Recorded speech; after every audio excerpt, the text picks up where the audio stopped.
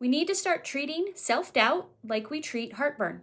Sure, I may experience it, but like heck, I'm gonna let that stop me from eating spicy food. Look, it's not terrible that self-doubt shows up. And I have this video here for you, not to no longer feel self-doubt, because we are not so weak that we have to hide from some passing feeling. No matter how intense or familiar self-doubt or self-criticism feels, this is about understanding that what you choose to be and do when that doubt shows up is everything. And I have 3 ways to help you choose your alignment instead of self-doubt so that you can call in the reality you desire to experience. Hi, my name is Allison, and I'm here to help you build your own inner authority. And if at any point this video resonates with you, I would so greatly appreciate a like and subscribe. So let's start here. Can it be that we're thinking about self-doubt all wrong? Let me ask you this. Have you ever gotten a bill in the mail that you were not expecting? And you called, let's say, the electrical company, and waited on hold forever and tried to explain yourself to customer service. But the person in customer service kept telling you things like, "There's nothing I can do. That's company policy." And it doesn't seem like this person wants to work with you. And now, before you know it, you're in a full-blown argument with this customer service agent. Now, it might be that during the call or immediately afterwards, you get that sinking feeling and realize, I probably shouldn't have been yelling at them, because obviously that person was just doing their job. They're not the ones who made the rules. And that's exactly how we typically deal with self-doubt when it shows up. When we're in moments of uncertainty, self-doubt answers the phone, and we spend all of our time and energy dealing with it, when in fact, that is not the real issue, because doubt and self-criticism is the emotional distraction that actually keeps us blinded to the real cause and issue of our frustration. Now, what, you might ask, would be our real issue and frustration behind the self-doubt? Well, have you ever made banana bread? And do you know what the hardest part is about making the banana bread? Waiting for it to be done in the oven. You mix the ingredients together, you put it in a pan, you set it in the oven, and now you gotta wait 45 minutes for it to be ready. Well, that's exactly what happens with our manifestations. You've done the imagining. You've stepped into the identity. That's putting the bread in the oven. Experiencing it is eating the bread. But that space in between, that 45 minutes that we have to wait, what do? Well, we have a tendency to fill it with doubt. That's what we do. And the thing is that seems really normal. In fact, we're told as a societal function to doubt things until they're in our hands. We're told to not count our chickens before they're hatched.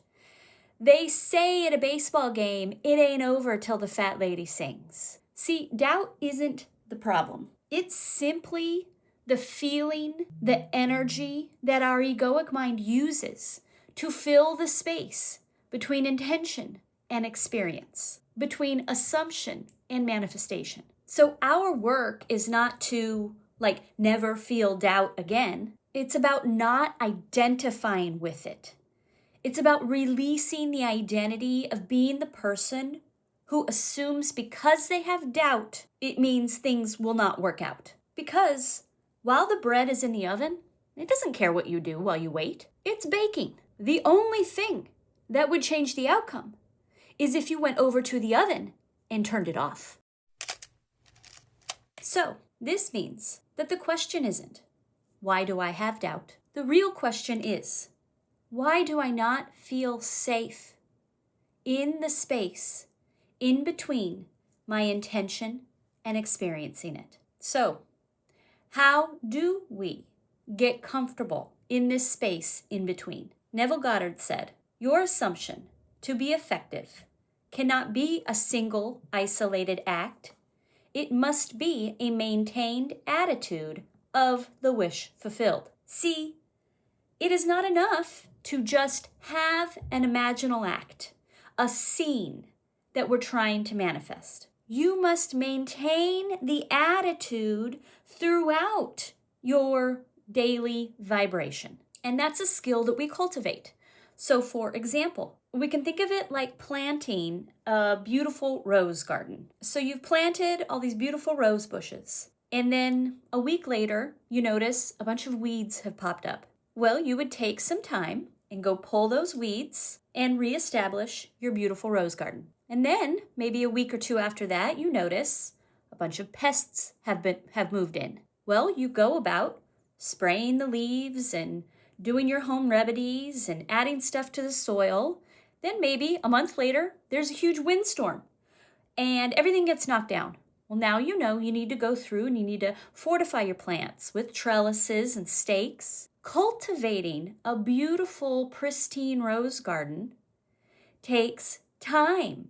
It takes learning. It takes practicing. And then after a couple of seasons, your neighbors come over and see the most gorgeous rose garden of their lives and think, wow, that just happened so naturally and effortlessly. You know, you spent time continually correcting it. And now that it has been corrected and tended to with care, it looks effortless and natural because it was maintained. It was adjusted and then adjusted and then adjusted some more. That's what we need to do. This is persistence. It's holding yourself firmly in this energy, even when you're flooded with all kinds of intense, familiar thoughts that want to contradict it. That's holding our space in the in-between. I have 3 ways that you can confront your self-doubt, self-criticism when it arises, so that you can firmly seat yourself back into the space you want to occupy, the energy that aligns you with your desired reality. So the first approach is when you feel yourself in moments of self-criticism and doubting, this isn't going to happen, I'm too old, I started too late, this kind of thing doesn't happen to people like me. And you're feeling that frustration and failure and like it's over before it even started. You catch yourself in these moments and say to yourself, okay, do I want to keep feeling this way? Or do I want to feel in alignment? Just because we've had a feeling doesn't mean we have to keep having the feeling. You can introduce a pause, a decision point. Which fork in the road, which way am I going to go? You can consciously choose to try to work your way up the energy ladder. Find the next better thought. Do I want to keep feeling stuck in this hole? Or do I want to put one hand on the ladder and climb myself out of it? And all you have to do in that exact moment is stop going down further in the hole and put yourself on the next ladder rung. That's enough. Don't push it. That's enough. Okay, that's one approach. Second approach, second variation. Simply ask yourself, is this true or am I just being impatient? Is this hard, fast reality or am I just choosing to have a moment of criticism? What else is true? Isn't it true that there are many people who have succeeded later in their life? Isn't it true that many people have overcome all kinds of obstacles to get to the top of the mountain? Isn't it true that sometimes I have to put a little bit more effort into something to get it going? Open yourself up to other possibilities. You don't even have to fully reconcile the answers. Just allow your energy to open and expand beyond that one small little limited point. It's true I'm older. It's true I'm in my mid-40s. And gee, this would have been easier if I'd done it in my 20s. Okay, what else is true? There's lots of people. There's many years left to be lived. There's lots of people who had their first best-selling book or became a movie star later in their life. There's all kinds of other realities and possibilities. And just remind yourself of it. Just remind yourself of it. That untethers you from that one little limited point. Open yourself up. Now, the third variation is probably the one that I use the most, but might be the most challenging for most people. And so when I am feeling really negative and having all those negative thoughts, I just say to myself, do I want to keep complaining, or do I want to be aligned with expansion and the wonderful parts of my life? And sometimes I want to keep complaining. And just be honest with yourself. Sometimes we're feeling it big time, and you know what? I'm not done feeling it yet. So allow yourself to feel it. So I put a parameter on it. Okay, you know what? I'm going to keep complaining. And then I exaggerate it.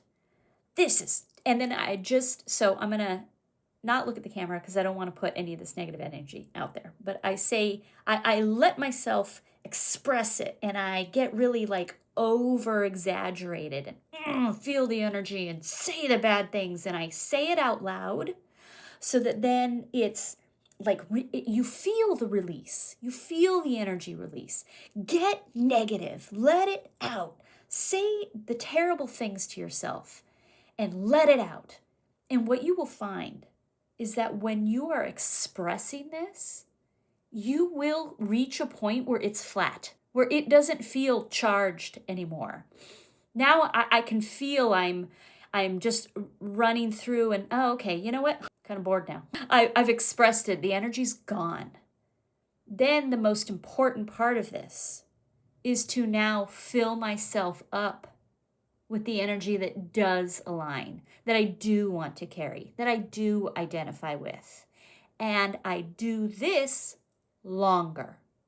I try for double the time in the energy I want to carry. So now I build myself up. I'm so glad I had this moment. Look at me in my conscious awareness. This is leaps and bounds above how I used to be. I am so aware and in my feelings, and here I am choosing what I want to feel next. And I know I live a successful life, and I know I witness abundance in my life every day, and so on, and just feel and feel and feel better. Find appreciation for yourself and the awareness you have to even identify the moments when you feel doubt or self-criticism. That is what it means to be a reality creator. The awareness and the willingness to then be in charge of yourself. This will change everything for you. Our thoughts are not the problem. It has always been our willingness to believe them that is either the problem or part of the solution. And I hope that this video was helpful to you, and I look forward to bringing you more. Thank you.